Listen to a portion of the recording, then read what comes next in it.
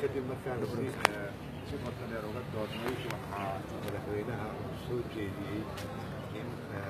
shirkii maanta loo ballansanaa golaha shacabka oo hakiyo taasoo si farda arrinta xaajada loo dejiyo si xasiloona maaragta arrinta looga wada hadlo taasoo aan dhammaanteena ka wada aqbalnay anigoo arrintaasi ugana macadelinayna in arrinta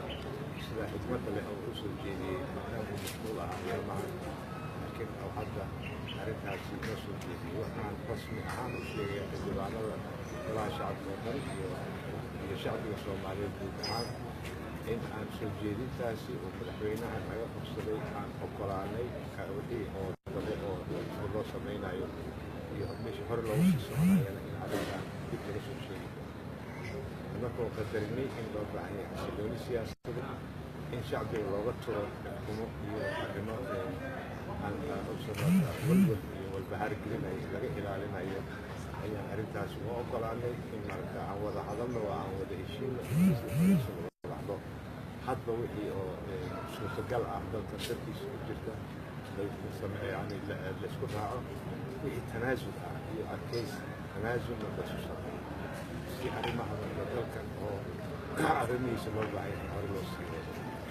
alxamdulilah hadda wixii ka dambeeya dhammaan waxaan ka codsanayaa xildhibaanada sida aan usoo ogolaanay in noola wada ogolaadaan midnimad iyo badqabka baarlamaankana la ilaasho badqabka iyo baarlamaanka iyo wadajirnimada iyo midnimada baarlamaankana in la ilaasho ayaa ka codsanayaa in ay arrintaasi nagu ayidaan garabka nala qabtaan aan heshii haboon alxamdulilah wakafa allahu lmuminiina alqitaal wax dagaal ah dhibaato ah ma jirto ilaah baa mahadda iskale intaasaan rabay inaan iga wadaago in madaxweynaha uu soo jeediyey hakintaasi annagana aan ka ogolaana rasmi ahaan waxaan markaan ugu mahadcelinayaa ayaga aqalkii sare oo arrintaas oo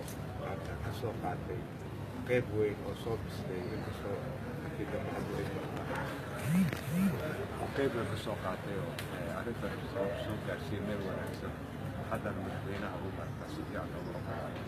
aad iyo aad baad mahadsantihiin ballanteenu waxaa weeye inaan ku dadaalno midnimada iyo badqabka baarlamaanka waa muhiim baarlamaanka waxaa weeyaan midkii dowladda weeyaan ayaa lagu dheerin marka min fadlakum insaan arrintaas lagu ayida wixii ka dambeeyana faahfaahinteeda madaxweynaha ka sugayna annaka way soo gaarsiin aad baad mahadsantihiin